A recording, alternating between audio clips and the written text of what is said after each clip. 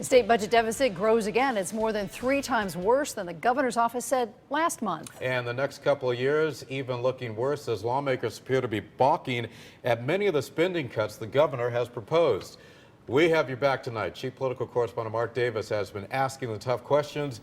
He joins us live now with the very latest. Good evening, Mark. Hi, Keith and Ann. Good evening, everyone from the Hartford newsroom. The governor says he is not advocating, that's the word he uses, not advocating for any tax hikes. But there's a lot of talk about them over at the state capitol and other methods of raising revenue.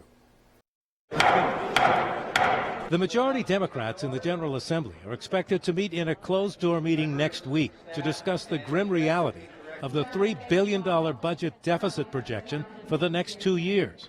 The governor today distanced himself from the proposals that have been floating around the Capitol for a week, like an increase in the income tax rates for the wealthy, a new higher tax on capital gains, plus a huge boost in the cigarette tax. I'm not advocating for any tax hikes. Let's be very clear about that. With all this red ink, I mean, where's the money going to come from? Well, then you have to cut expenses. It's becoming increasingly clear that many state lawmakers do not have the stomach for some of the deep cuts Malloy has proposed.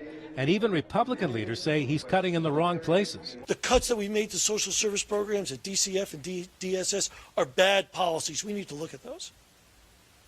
But there are other factors we could look at that we could trim the budget where there's fat. An important legislative committee has given the green light to putting tolls at the state borders.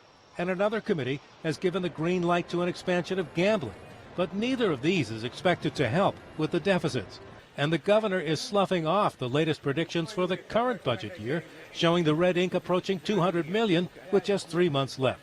Do you think now that you perhaps painted too rosy a picture during the campaign to the voters about the budget prospects in the state? No, I don't. I think the reality is that you know, we have to go to June 30th to understand where we actually finish. And the reason he says that is because many people do actually file their their income tax returns after April 15th. The money keeps coming in, and last year that happened, and it actually closed the gap, so there was no deficit at the end of the year by June 30th. Live from the Hartford newsroom, Mark Davis, News 8.